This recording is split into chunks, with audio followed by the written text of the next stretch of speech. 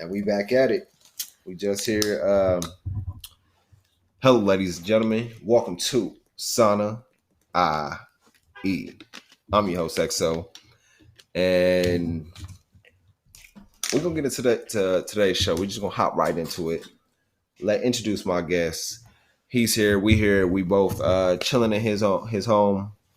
I appreciate the hospitality. Appreciate you having me here, letting me come record at the spot. He got the hookah going. It's the first time ever that you're hearing right now. We got the hookah on SAUNAIE. Keep it steaming, keep it going. And we're gonna get on with today's show. But how you doing today? I'm doing great, man. Blessed, can't complain. How about yourself? I'm good, no complaints, man. Just really and still trying to celebrate my birthday before the month is up. Oh, shit, we gotta celebrate all year. Most definitely. Every year, all day. Facts. How's the fam doing? Everybody's good. Everybody's good. Brothers is working, pops is working, mom's is at home. So okay. Yeah, just everybody's doing good. Everybody's healthy. So we just trying to stay healthy during the pandemic. Oh yeah, most definitely. The pandemic, it's been something.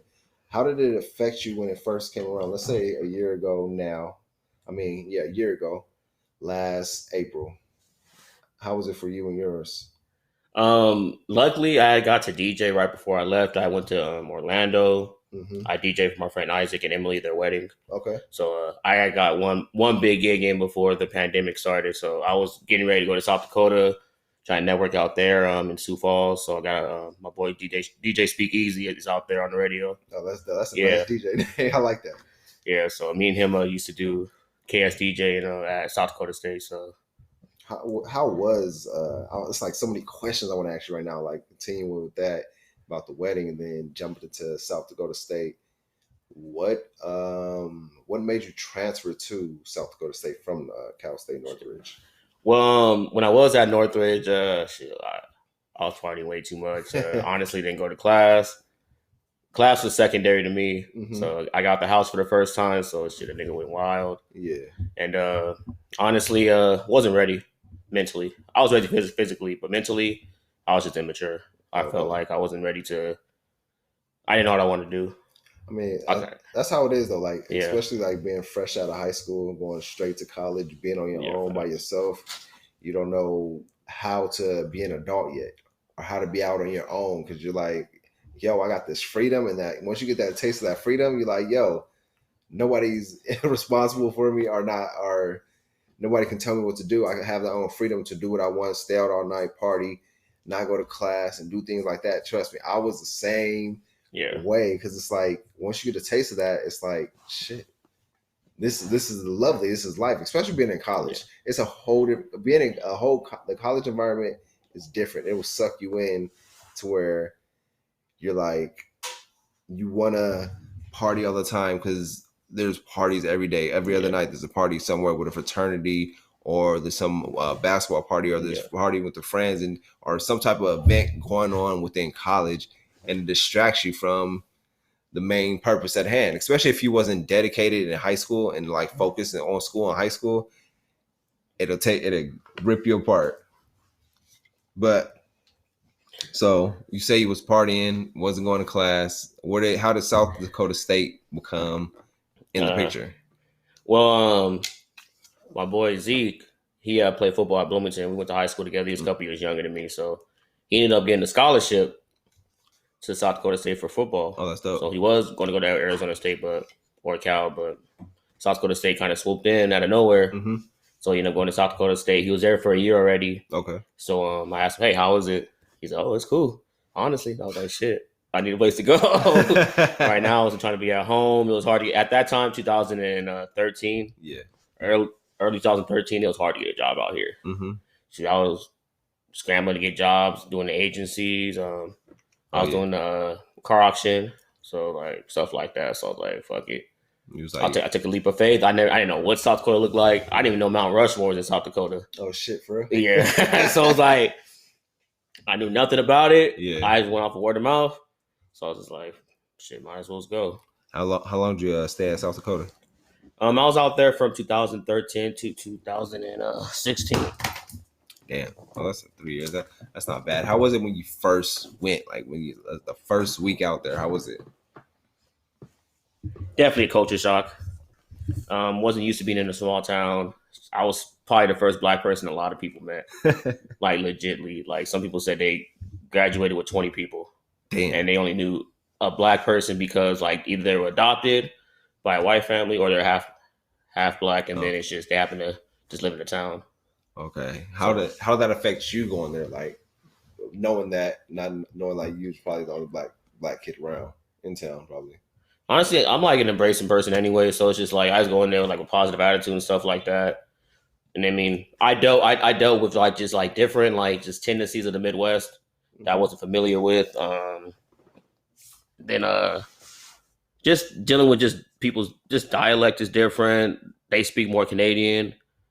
The way their bar etiquette is different. It's just the just going out etiquette is different. And it's just something new I just kind of have to figure out for myself. Got you. Did they embrace you when you got there, or did they like put you as an outcast in a way? Oh yeah, they definitely did. They definitely embraced me.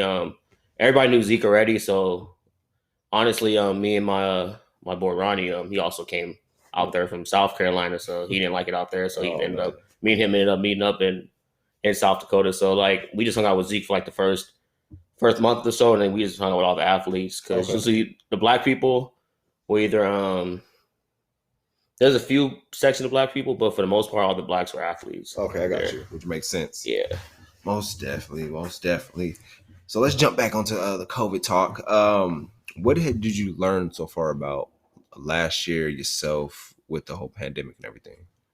I definitely had to learn how to kind of not necessarily become an introvert, but since we was quarantining and isolating from everybody, you kind of had to become an introvert. Yeah, in a way, in a sense. And me just DJing all the time and going to strictly like cold turkey, not DJing, that shit was just kind of difficult at first. You kind of get lost in your thoughts a little bit. You kind of go in airplane mode. Yeah. So you kind of forget to hit up people sometimes. So and time goes on, like damn, like it's been like 6 months since I hit somebody up. Vice versa. So it's just it's not the personal shit. Sometimes we just get lost in our thoughts. Yeah, get lost in our thoughts as well as like shit happens. Like I know like we were referring to last year when the whole thing jumped off. It's like you more so caring about your family, making sure your family is everybody is fine versus like hitting up friends. Like we hit our friends, like you said, to take 6 months. Could you look up like, oh shit, 6 months passed because you've been quarantining for so long, been in the house, like you said, introverted, and haven't had the time to really like think like, damn, I haven't hit so and so up in like 6 months. Yeah. So that's it. It's deep. Yeah. But now this year, 2021, whole new year, back DJing. What plans do you have for the year for yourself? I want to just get back into the connections I was in previously before the pandemic ended. Like I said, networking and getting into South Dakota with DJ Speakeasy. I got some people out in Arizona when I used to live out in Arizona, so I just want to kind of travel and just mobile DJ. So mobile DJ is the whole thing. Yeah, which is dope too, because traveling, I love traveling myself, but traveling as a DJ is like a whole different vibe because you're connecting with different people, meeting different artists, meeting different promoters, meeting different club owners, and you're getting your foot in. Because who doesn't love a DJ and who doesn't need a DJ, especially you're traveling state to state, doing different things like that. So that is dope. I want to help you with that, being a mobile DJ. Like you said, you got connections in South Dakota, connections out here, connections in Arizona. It's just about utilizing those connections as well as spreading out and covering different bases. Like if you go to Houston, there's people out there with love that need a DJ too. Freaking Florida. So everywhere you go, you can DJ. It's just all about, like you said, networking, getting back out to network with different people, hitting different people up. What big goals do you have for yourself? I know you're the one to do the mobile DJ. In all honesty, just for myself, kind of stepping out there more. Putting my name out there more, branding myself more. I think the first step is branding. Yeah. Because in a sense, when I started DJing, it's like, oh, Maurice is DJ. Everybody knows me as Maurice. Yeah. So it's like, I always was a person that had the music, but not necessarily, I didn't put it in DJ form. Got you. So when I started DJing, it was just like, oh, like I didn't have a DJ name at first. Everybody just called me DJ Mo. Okay. And I was just like, that's kind of plain. I was like, I don't want to, DJ Mo didn't seem right. Yeah. So one day I was in the car, heard DJ Finese, and then just kind of rolled off the tongue. It was rolled off the tongue. It was just like it just stuck with you. Heard the song Finesse and actually by Future. Mm-hmm. So off the was it his mixtape? So one of his Purple Rain. I want to say. Yeah, one of those early mixtapes. So yeah. After that, I just got DJ Finesse. That's dope. Yeah, that's dope. Like you said, DJ Mo was like, what? DJ Mo? Nah. Yeah. DJ Finesse sounds way better and like it's real catchy and everything. You say DJ Finesse, they're like, oh shit. Yeah. So DJ Finesse, what made you start DJing? Shoot, the first time I really started DJing, I was at Northridge. Randomly went to a dorm party. My boy Todd Bo Cash. He's from Vallejo. Okay. But yeah, so just met him. We connected. And he's like, "Hey, you want to DJ?" I was like, "I got a laptop." So I was like, at first I was DJing just strictly through my laptop. Okay. But like, so he taught me how to use virtual DJ. So once I started using virtual DJ, I was like, I had the music already, so I was like, I'm kind of good at this. Yeah. So like, we had a dorm party. We had like 150 people in there. Like, she was just jumping. Like, ended up getting shut down eventually, but we lasted at least an hour and a half. So after that, I was like, I was like, I can do this. So I did a couple of them. And just for me, watching my boy DJ Wook, DJ Mustard's cousin, mm-hmm. my boy DJ Marshman right now, he's the OT Genesis and AD's DJ. Oh, so dope. Just watching them, how they DJ, how they move. This seems like a lot of whack ass DJs. Like you go to the club, you go to the club. Like back then, we wasn't recording at the club. We was dancing. So, mm-hmm. So like back then, it's just like DJs would just go to like random ass songs. Like the tempo would just be fucked up, and then I'm like, what is this? Like you don't see people stop dancing. You don't see people not engaged. Yeah, you see people looking at their phones. Like as a DJ, like that shouldn't be happening. Mm-hmm. So I was like, I can do this. Yeah, as a DJ, you're supposed to control the crowd, yeah, and bring the crowd together, have the crowd jumping. Not everybody's necessarily supposed to be on their phones. They can be on their phones outside the club, or they go to the bathroom or something like that. But when they're on that dance floor, they're supposed to be dancing, or when they in the atmosphere of the music, like how we're right now. When I hear music jumping, people are supposed to be dancing. Yes, right. You're supposed to play. You set the vibe of the party and the atmosphere of the party. So if you, like you said, we went to a couple of parties where we were like, what the fuck? What are they DJing? What are they playing? Do they even know how to DJ? No, because some people just go there for the pay instead of going there for the set of the name, being a DJ and having the pride behind, the passion behind being a DJ instead of just getting the pay. Was starting off DJing, was it easy for you, or? Honestly, like, I vaguely remembered, like, the first, like, in all honesty, when I first started DJing, people didn't care about transitions like that. They just cared about if the next song was hot. Yeah. So, like, when I was DJing dorm parties, like, I wasn't worried about, like, transitions. I was worried about more, like, I had to make sure this shit's popping consistently. Sure. So that was, like, my first, like, kind of the first, like, rough practice of my DJing, like, just kind of figure out the transition part. So, DJ Cheese, when I started linking up with him after I left Northridge, an OG named Marshall, I don't know his DJ name, but I know he used to kind of run with Stevie Wonder back in the day. Okay. So he kind of introduced us. He put us on. He let us borrow his stuff. So me and Cheese used to just DJ out here in IE. Yeah. So Cheese saw me transition. He's like, count the beats per minute. Okay. In the song. So like after that, I just kept doing it repetition. It's just I didn't have a turntable. Mm-hmm. I had to be on point. Yeah. So I had to be on point with my with pressing the key. So and moving them, like just moving the mouse, doing the different sound effects and stuff like that. I had to be on point. Okay. So I didn't have a turntable to scratch into it. So you had to catch it right at that minute. Yeah, got you. Because of that, I ended up becoming really good at doing transitions, and that was like my bread and butter. Okay. I had the songs, now I had the transitions.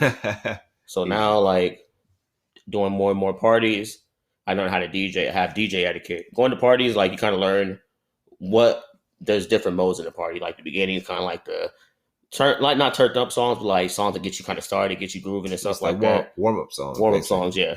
Then, like, the trap music and, like, the little Dougie music. That back in the day was Dougie music. So we had Dougie music, do a little jerking, whatever. Type of, like, two-step music. Yeah. So, and then you'll get into, like, the second wave, which is like the climax, the rising action of of a story, basically, in a sense. So the Rise in Action, that's like it's turned up. It's almost turned up. It's almost there. But it's almost not popping. there. But like you can sneak a little bit like underground ratchet songs in there. So that's what I used to do. Sneak a lot of Bay Area, underground Bay Area stuff, IE stuff, the homies. Yeah. That was making music. So I would sneak their songs in there. So that was dope. That's smart. That's smart. I like that. So I used to do that in the Rise in Action part. So it's hot. Like it's hot.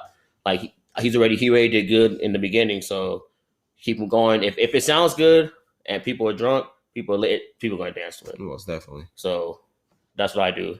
And then the when I get to the climax, you have to be in the mode, honestly. Like that's why I never play good songs in the beginning. I go into a mode where it's like back to back to back. I want to see you dancing the whole time. And like I make sure I make eye contact with some people too. I see them making eye contact with me, but like they're like, damn, like you just keep going and going and going, like damn.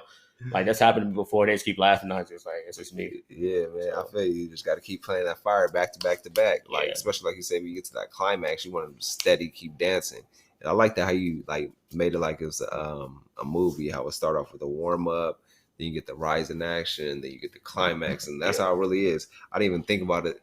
That's how DJing was until now. So that was like real game gems that anybody that's listening that goes to nightclubs. Or even just in and around any DJ, they ain't got those 3 little keys in. Can't trust them. For real. But when did you fall in love with DJing? Honestly, when I first started doing it, like the first official like party I did like kind of on my own was in 2012. My boy Ronnie's high school graduation party was at his house. So like. I was still kind of this beginning stage. I was still kind of getting into the virtual DJing, and then boy Josh Carter, hashtag Mr. Carter. If you probably know him as that, he takes photos, all around. So he did Nipsey. Okay, shout out to Nipsey, rest in peace. R.I.P. Nip. But so him and Ronnie just kind of like, hey, you want to do this? They knew I had the music already, so they already knew I was already turned up at Northridge. So like, legitimately, like I would go home and everybody would be like, "Damn, like you all turned up at Northridge." Like people heard about what I was doing, like, and I didn't say nothing about it. So it's just like, I was like, "Damn." And word of mouth is powerful. Yeah. So so I just kind of I used my experience with the dorm parties, and it's like, damn, it's like the first official like non-dorm party I did. So like. I had that shit jumping the whole time, like, and I was just like, damn, like, this, I could do this. And so he's like, yo, I fell in love, especially when you see it, see your art in action, and other people are admiring your art, because it's an artistry when it comes to DJing. Yeah. You have to do it the right toned way, and like you said, once you have the club or the party jumping, got everybody dancing, everybody vibing, everybody feeling themselves, you like. Right there. And you like, yo, you just sit back and admire it, because you're like, yo, I just painted this scene right here, and nobody can see it but me, because this is what I created, which is dope. That's hard. So yeah, hey, it's crazy.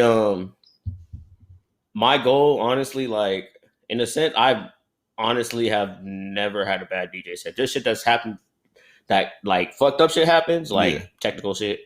But in the end, like that shit never deters me from like having a bad set, because like Kevin Hart said, you got to put 10,000 hours in.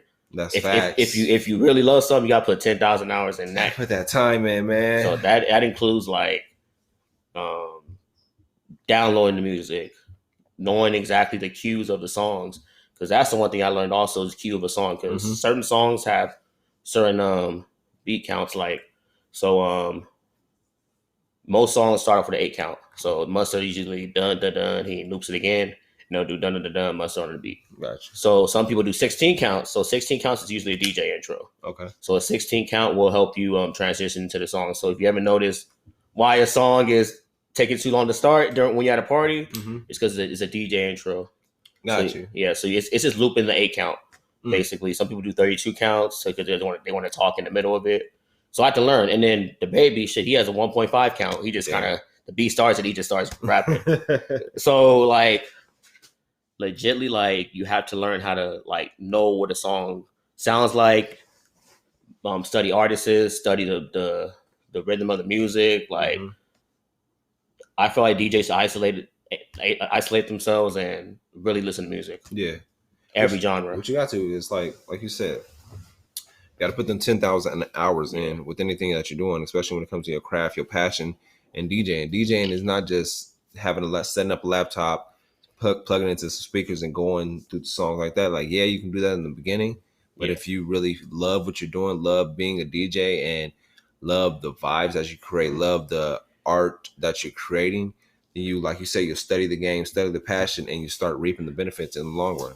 Because you're like, yo, I'm put this time in for my craft, for what I'm doing. I put my 10,000 hours in. And I was reading that in a book called The Outliers by Malcolm Gladwell. Check it out. And it talks about the 10,000 hours rule that the Beatles put in, that they weren't supposed to be that good, but they just really just kept fucking playing until the shit just happened. And that same way they was talking about Bill Gates as well. It was like he just wasn't focused on the 10,000 hours. He was just focused on fucking computers and his love for the computers, and that's his passion.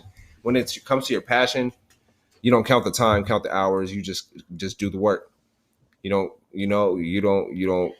cry about it. Complain. You just do the work. You get the work done because it's something you love doing. You can see yourself doing it without getting paid. And that's what it comes down to. Once you can see yourself doing something that you love without reaping having an income with it, that's when you know you found your passion. Versus like trying to chase the money. The money's gonna come. Chase your passion. And then when I first started DJing, honestly, I was doing it for free. I didn't start getting paid probably until like 4 or 5 years into it. Gotcha. And that's because like I felt like, I'm DJing. Like when I was DJing in South Dakota, I was getting paid. That's my fucking job. Like I'm not gonna not DJ. What's that? But like most of the time parties, I was DJing for those for free. Because in the end, I had to like get my equipment. Eventually, like I'm good at DJing on virtual DJ, but like when I get back to Cali, I gotta like step my shit up. Like get my turntable, get my speakers, and all that. So I had to really like the business aspect of it. I had to set my game up. So once I set my game up, my first official like turntable gig was my friend Mariah Darche. Shout out to her. Her and my boy Darian, they got married. So I did that in like 2017. Okay. How was that? That was great. That was? Yeah. So that's when I first like started using DJ intros. I used my turntable for the first time. So like, and it felt natural. Like I was already so used to virtual DJ, and I knew my transitions. The turntable was just what was on virtual DJ on the keyboard. So like that shit just kind of came natural. I got you for sure. That went good. What was your favorite gig that you DJ'd? Favorite and least favorite? My least favorite was only because I always prepare myself. I always ask, hey, like, what type of music do you want? If you have specific songs that you want, let me know. Gotcha. Because I don't want to have to, during the party, look for the song. Because that slows down the computer, that slows down the software and stuff like that. Yeah. It slows everything down, having to connect to the internet and stuff like that. So I was like, send me a playlist of all specific songs that you want, and I'll incorporate that into my mix. Got you. So this specific party, I knew it was a Latino party, so like I prepared myself. I had like over like 150 to 200 reggaeton songs, reggaeton by Chata and all that. So when I got to the party, the pop said, "Hey, like, only play Spanish music, only Spanish." Like, so if the reggaeton song had English in it, he didn't want to hear it. Oh shit! So I was like, "Damn!" Like I didn't know. Yeah. So it was just like, and at this point, my hotspot was not working. Oh, that's crazy. So like, I had to like literally like, I couldn't DJ. I had to play the whole song all the way through. Damn. And then like, it just kind of put me in a bad spot. Yeah. Because like you said, you asked them like, yo, send me a playlist so I can get it my list together so I can be prepared for this. And they came in through a wrench in your plan. And what did you learn from that? Like from on your own behalf? Like in case somebody does that again, how do you maneuver around that? Be prepared. So like so if they tell me what type of genre they want, I study what the best songs of that genre is, the underground songs of that genre. If there's a specific hot artist, what are their hits? And then like everything. So like legitimately after that point, I became versatile in everything. Got you. In everything. Like, I had to be versatile in everything, not just ratchet music, not just R&B, not even old school music. I wasn't that versatile in. So it was like I was only versatile in certain aspects. So I had to step out my lane. Okay. So that humbled me, and that made me just want to just expand more, and just kind of made me hungrier. Yeah. Because I was pissed. I was pissed after I went to the club after 2. I was pissed. I went to the Mixed Champagne Lounge right after that shit. So it ended like around like 10:30. So I was like, fuck, let me go to the club. Man. I'm gonna give y'all a brief break, man. We're gonna be right back with the next segment of the show. We're gonna get into mental health and discuss that a little bit more. Appreciate y'all tuning in. All right, ladies and gentlemen, we are back. Thank you for tuning in. Next segment up, I'm discuss mental health, and that's like a big thing to me personally, as well as that should be discussed heavily, and we're gonna discuss it right now. I guess besides being a DJ, he is a behavior health technician, and I'm gonna let him fill y'all in on what his job description is behind that. Yeah, well, first of all, I always say that's a random ass combination. Like people ask, like, "What do you do?" I was like, "I DJ, and I'm a behavioral health technician." Like, huh? Like it kind of doesn't necessarily mix, but then again, it does. With mental health, everybody has mental health issues in a certain aspect. We all deal with depression, aggression, irritability, mania, not hallucinations. That comes with just brain trauma and drugs and all that. But like, we all have points of that, and I feel like every person not necessarily should be in that field, but study the aspects of mental health so we understand humans a lot more and the emotions of humans and why people go through what they go through. That's so true, and that's why it's been big to me. I've lost someone to mental health on that aspect, and I didn't know what she was going through, and every time I think about mental health, she's the first person that pops in my head. And that's why I really want to educate and help people really talk about and discuss and open up about mental health, because mental health is rarely discussed and talked about. I think that within our culture is rarely discussed, especially growing up in households. I don't know if it was discussed in your household growing up, but it wasn't discussed in mine. So, are you aware of your mental health? I guess in a sense I was, because every time I dealt with like just kind of acting sporadically, acting impulsive off a lot of emotion. So like if I was pissed off, you'll see I'm pissed off. Like, and I'll get pissed off 0 to 100, and I'll let that shit get to me. Sometimes it happens to me now. Like, so everybody that knows me, it happens once in a while. So people that know me, they just kind of just let Maurice chill. But yeah. So, but it's just kind of like a lot of people are aware, but accountability is a big thing that people struggle with. Okay. So even taking accountability for yourself to yourself is very hard, because looking in the mirror and seeing the fucked up shit that you do sometimes, like that shit is hard to like really take accountability for yourself, because sometimes people are ashamed of what they do, whether it be lashing out at somebody, like even being overly emotional because you don't know how to express yourself. Like a lot of people are embarrassed of that shit. That's true. And in a sense, it can be embarrassing, but in a sense, we got to work on it. We got to really look in the mirror and see, like, this is what we're going through. Why are we going through this? What happened in my life that gave me this PTSD, this trauma in this certain aspect? So just being in the field, like, kind of asking, like, hey, like, blah, blah, like, what happened? Certain things, kind of listening to them from afar, like, I understand a lot more. Yeah. And that's true too. It's like we have to have that discussion around us and with our peers, and knowing what our traumas are, what triggers us, how do we cope, what our coping mechanisms are, and especially like you said, you get mad and you like your friends like, nah, stop. And it's like there's other ways around there to where it's like maybe anger and aggression is not the answer. Maybe you like do a quick meditation or do some deep breathing, or you freaking do something to calm yourself down to where it's like they're not looking at you like, oh, he's about to get mad again. Whereas you're like, no, I'm good. You're just like, yo, I did some quick deep breathing or something like that to where I calm myself, and I know myself, because it's like I'm not about to show anybody else my angry side. That was the old me. And this is the new me. Like you said, it comes down to holding yourself accountable too for your actions that you do, because people do some fucked up shit, and they look at themselves in the mirror and like, fuck, I did some fucked up shit. And there's people out there, like you said, that's overly emotional, and they don't know how to deal or control their emotions because they never learn how to express emotions or vent to the right people. So like when they do get that time to really be emotional, they don't know how to handle it. Yeah, and that's why I always say, like, as humans, we got to study human history because ain't shit new under the sun. Men have had trouble telling our emotions since the dawn of time.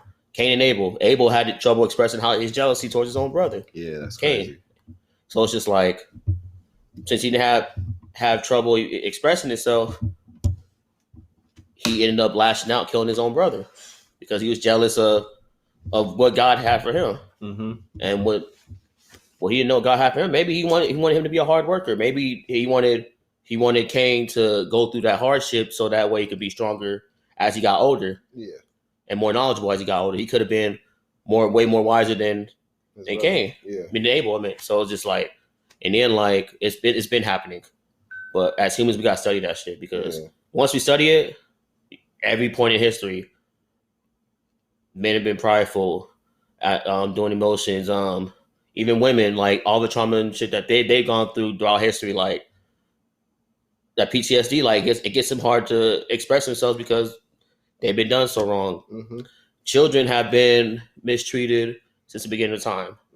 So you can see, you can read throughout history. So like people really got to study that shit. Yeah, studying human history, and I think it should be curriculum in school. Like have mental health should be a subject that's just taught. You have physical education. It's like, why not have mental health when it talks about the brain? It talks about human emotion. It talks about your emotional health, and really just getting aware of who you are, so you can learn to be more accountable and learning how to open up and vent to people, as well as having those conversations and not really just letting it go by, letting whatever angers you at the time, especially when it comes to kids too, because kids, they don't know how to open up or vent to their parents. They think, they get mad for a moment, they just keep boiling up until they lash out at school, start bullying other kids and everything, instead of them talking about what's going on with them.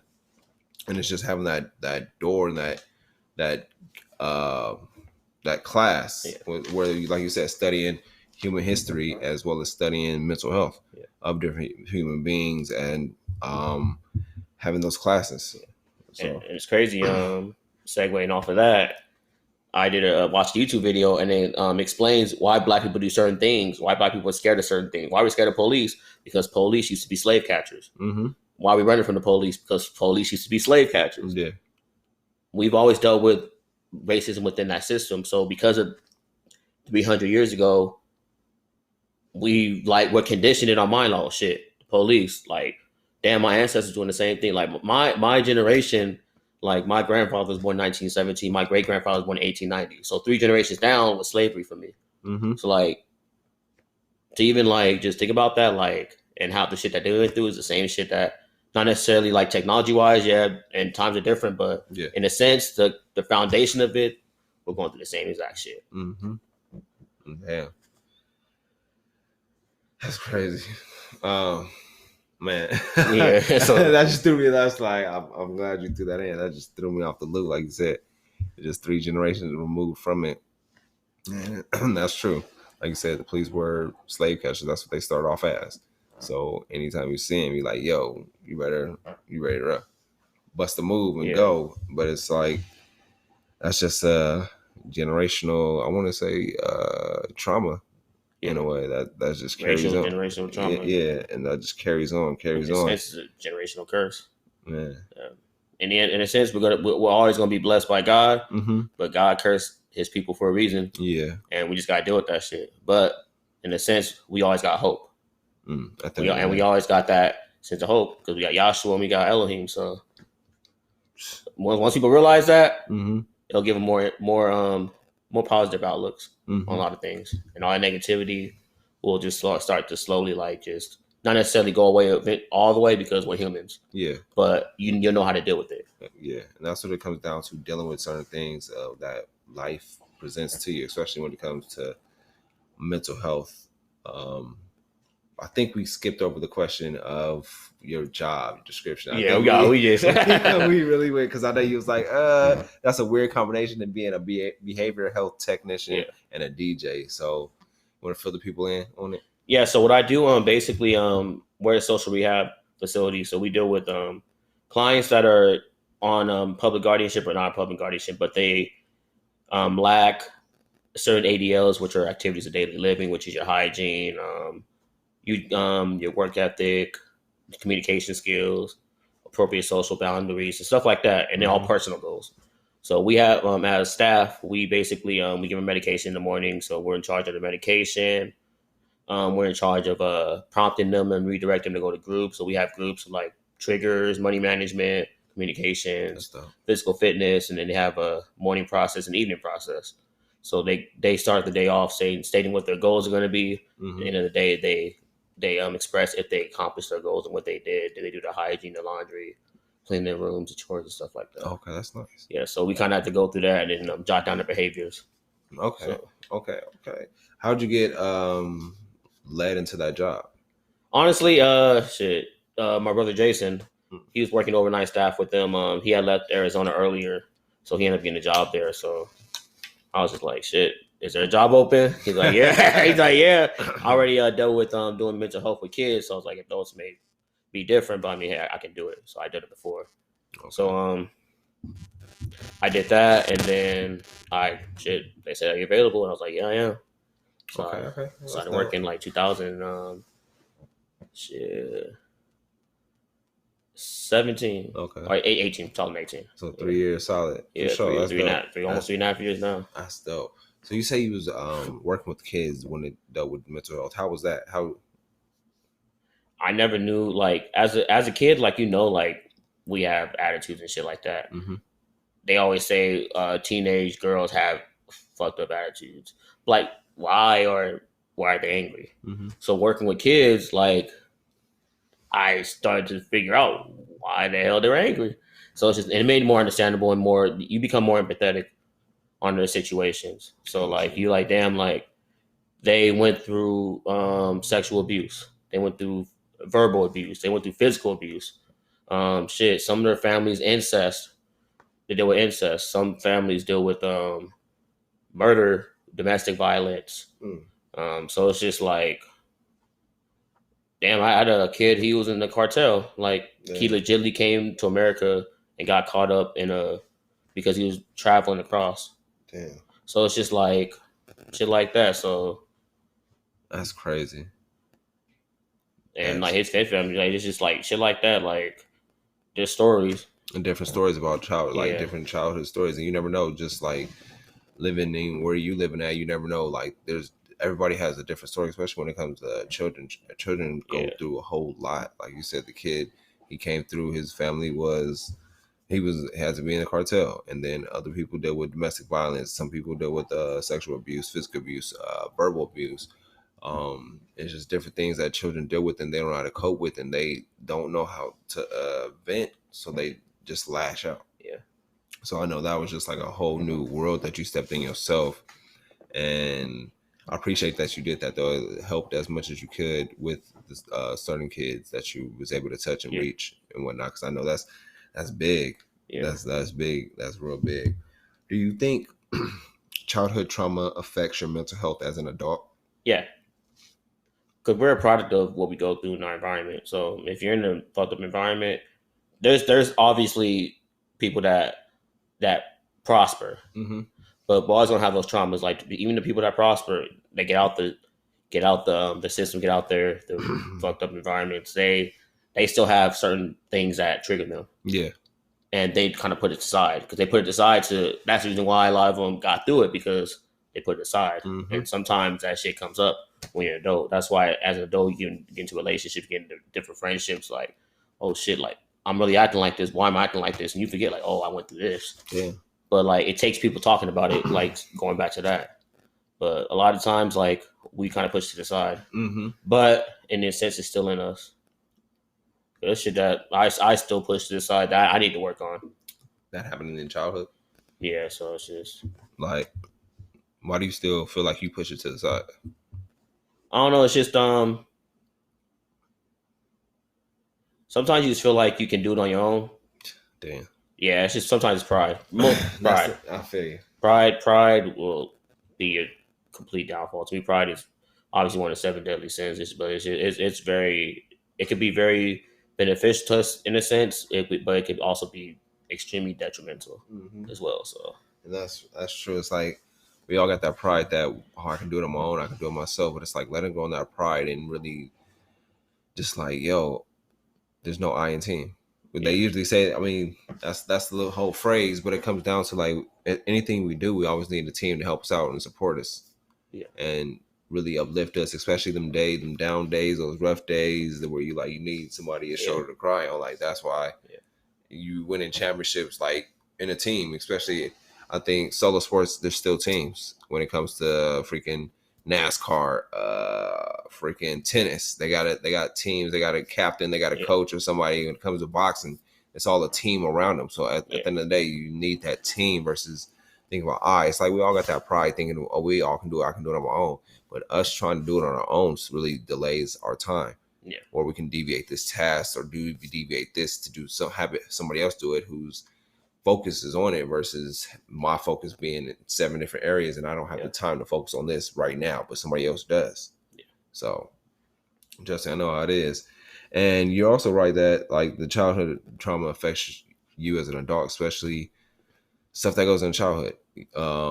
You get in a fucked up relationship because you've seen it all throughout your life. You've seen fucked up relationships, seen fucked up friendships, seen different stuff, and it affects you going into adulthood, especially if you don't talk about it or know how to talk about it or vent about it. And some people don't, and some people have opportunities to really talk about their childhood trauma.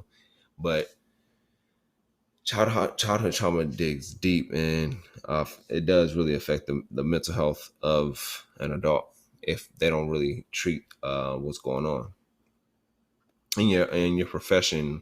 What have you seen firsthand in a mental health case then? How's that affected you? You start to notice, like, especially the older clients, how more grumpier they are. And even though, like, as the human aspect of me, like, I get really impatient sometimes and I get irritated, but in a sense, like, I also show patience, but like I have to be more empathetic because if they've been in the system, if they're older, most likely they've been in the system just as long as I've been alive. Yeah. So it's just like they've been dogged. Sometimes different facilities they have, their staff is abusive to the clients. Like some are physically abusive, some are extremely verbally abusive. So it's just like they deal with that. Then they go to new place. They don't know us. They don't know me for jack shit. Yeah. So their preconceived notion is like they're gonna do the same thing. Yeah, they're gonna do the same thing somebody else just did to me. So they come off as hostile. So it's just like I had to learn how to be patient. Like when I first started, I was loose cannon.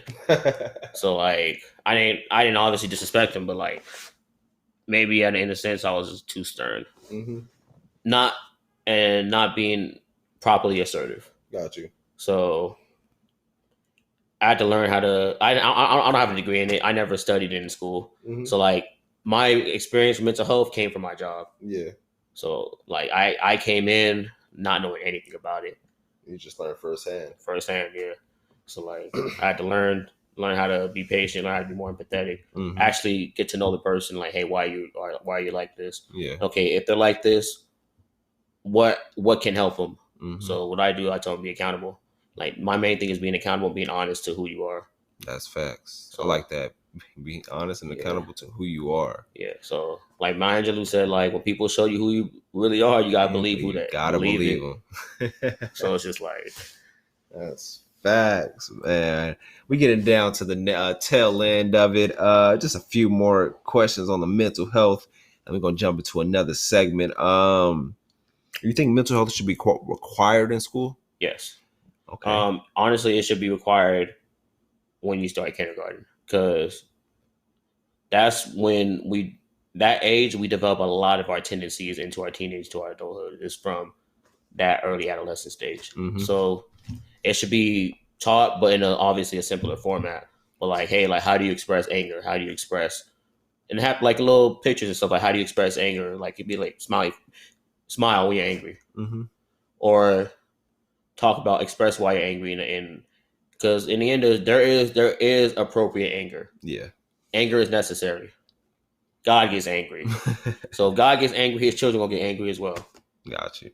So God has expressed every type of emotion, basic emotion, sadness, joyfulness, happiness, and anger. So we experience those same exact things. And so it's just like, we got to really like start in the beginning. I feel like teach. So adults have the worst time trying to express our emotions. That's why we get into a lot of fights. Because, and that's why when alcohol is involved, we get into a lot of fights. That's why most of our honesty comes out when we're fucking drunk. So it's just like, and like, because we didn't express ourselves before, we lash out when we're intoxicated in the inebriated states. Yeah, so that's true. For sure. I agree too that mental health should be required in schools, and especially starting in kindergarten, because that's like you said, when it's most of our tendencies are developed in kindergarten. We see a lot of things and we interpret and everything. We just keep recycling all the images in our head. What are you passionate about? And honestly, like, I think everybody that knows me, like, music is my passion. Like, just what music does for you. I feel like music is one of the greatest things God's ever created. Like,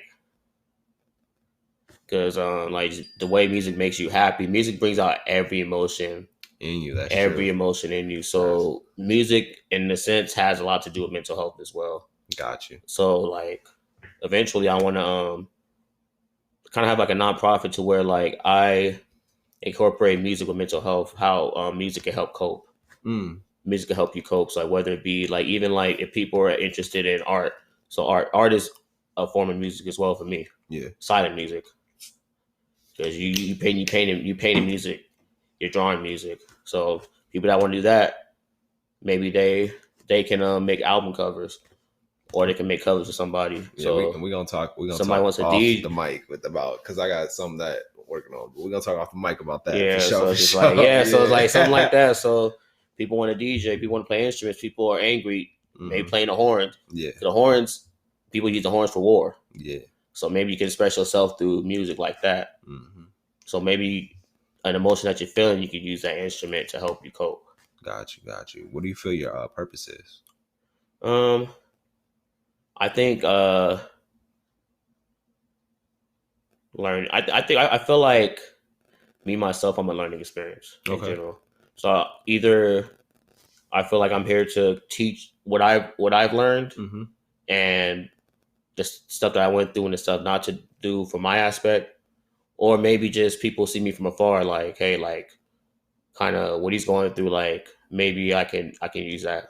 Got you. So kind of be an example. Lead by example. Lead by example. So I thought my purpose is lead by example. Most definitely. So I hold myself accountable as well. All right. My last question to end this segment off before we jump into the next one. Fab Five is up next. Last question. What do you think is more valuable, time or money? Time, because you could be rich and fucking die right when you get rich. So that's the answer. I'm in off of that. Oh, man. We're going to end it just like that.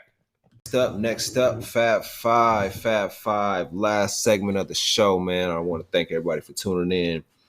And we're going to hit up with the first question. Fab Five questions, top 3 answers from you. What are your favorite places you've traveled to? Mexico's for sure number 1. What part of Mexico? It was Ensenada. Okay. I had a good time. It was 2's Orlando, and 3 Chicago. Chi-Town. Shout out to Chi-Town. I got fam out there. Favorite movies? This is hard. That's good. It's hard. I have like different modes of movies too, because different movies bring out different like emotions. So yeah.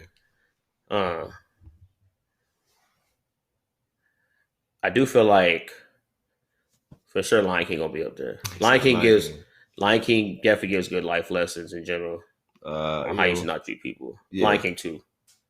You said Lion King 2? Yes, that's some racist shit. That's another story. Definitely some colorism in that shit. But we don't gonna get to that. But there's definitely some good life lessons in that. Most definitely. Shoot. Definitely Glory is probably up there. Glory. Denzel. Yeah. For sure. Stories like that need to be told. Mm-hmm. Like just Black people that don't like just win wars, like the untold stories. Yeah. Like those need to be told more for sure. Most definitely. 3.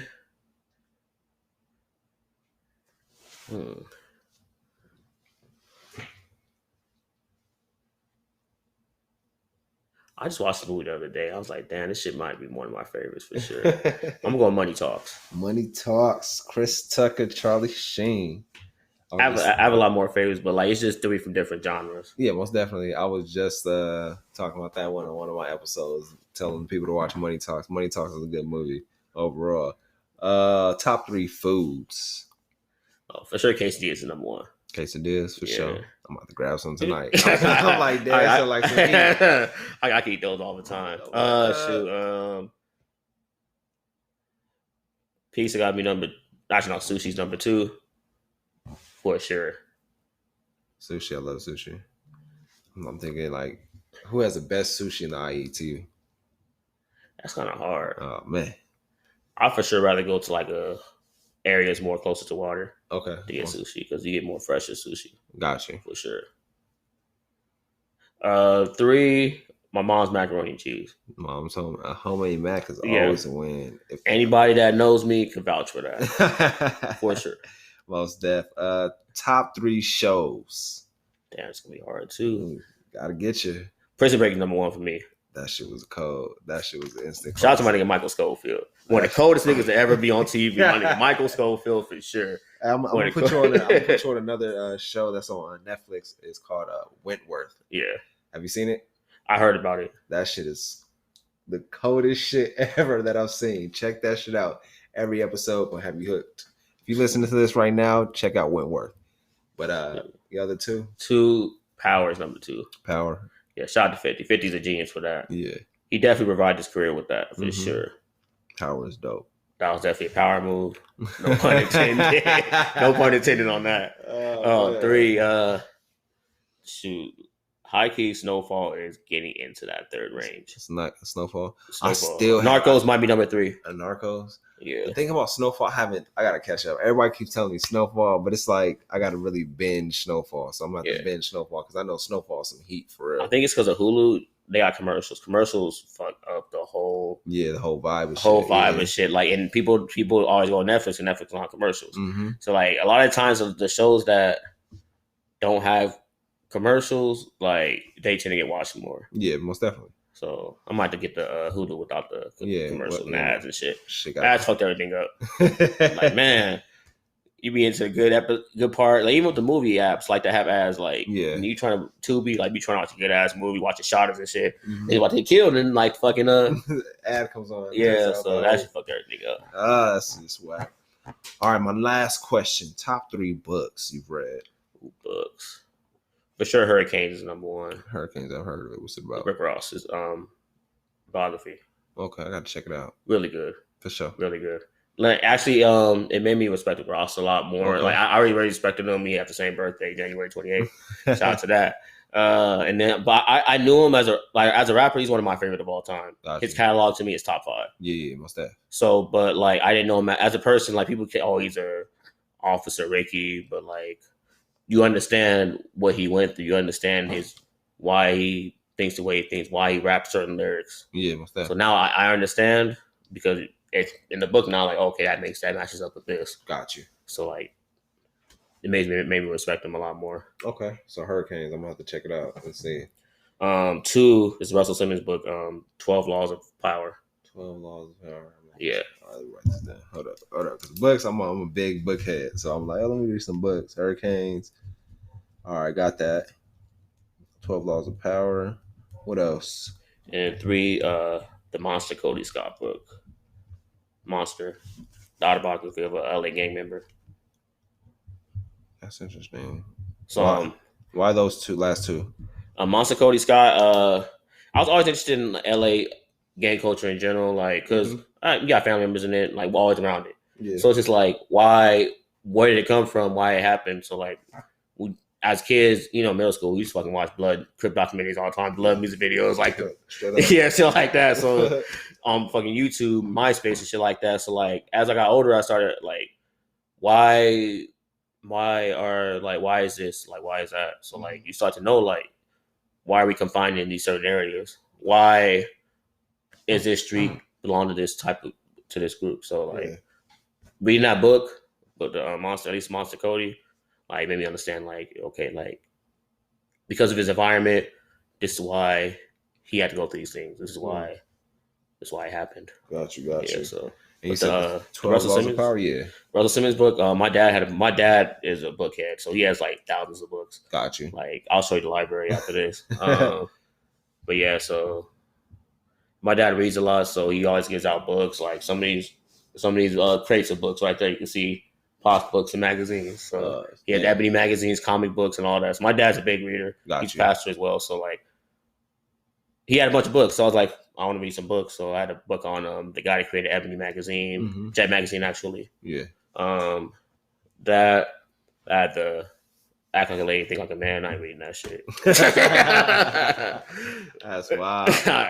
And I ended up buying the J Prince book, and then I bought the 50 Cent and then the Gucci Man autobiography as well. Got you. So but yeah, that particular book, I was reading that in Purpose Driven Life at the same time. Okay. So also I recommend Purpose Driven Life as well. Purpose Driven Life. Yeah. Excellent book. For sure. That is a close favorite as well. Got you. Most def. I got those books, those 4 books. I like that. I'm gonna have to check into them and for sure get them on my list. All right, my last 3 questions for you. How do you want to impact the world? I just want to be an example of no matter what you go through, like, hey, just get through it. Get through it and learn from your experiences. Got you. Get through it and learn from your experiences. That's true. Next one. How can I help you? Hey, man, it's good we connected to get anyway. So it's just continue to, use both our networks to the benefit. Use our both talents to the benefit, man. Just to elevate the IE area in general. We both know the same. We both have kind of similar circles anyway. We both know the same people, so yeah, most definitely. We all connect people again. People that haven't seen each other in a while, and like there's a lot of hidden talent in IE. Man, a lot of hidden talent. So, I'm trying to bring them to the surface. So anybody let them know. Let's get an interview cracking for sure. Facts. And I got a few too. So most definitely. And so just connect and elevate. And I feel like we're both on some positive shit. So. We've known each other for 15 plus years, so it's like, hey, it's been a minute. Yeah, so it's just, hey, let's do it. Oh, we most definitely will. Where can my audience find you? Oh, shit. Got the Twitter. I'll be on Twitter a lot. So DJ Finese, DJ Finese. So I spell finesse with 1 S, and then also the same for Instagram, DJ Finese. Okay. And also, I will post different artists as well. I rock with. I know you got some music too, XO. So shout out to XO. I got also my dog Zone 4D Nice. Okay. Got some hot shit. The Splash Team, Truth Crew. So Family Above Everything. And my boy Doja just dropped some shit, some hot shit. So for sure. Boy Charlie J in LA. I got a lot of people. So yeah, most definitely. I could go on and on. But like, hey, Hazel Love too, my homegirl, she just dropped some new shit too, so. Hit him up on his social media feed so you get hear these new artists as well as connect with him if you need a DJ or anything like that, or just want to talk about your mental health or anything mentally that you want to reach out. I'm pretty sure his DMs is open. You can talk to him and let him know what you got on your mind or if you need any of his services. But I appreciate y'all tuning in. I'm going to leave y'all with this. You will know your path by the way you feel. Have a good week.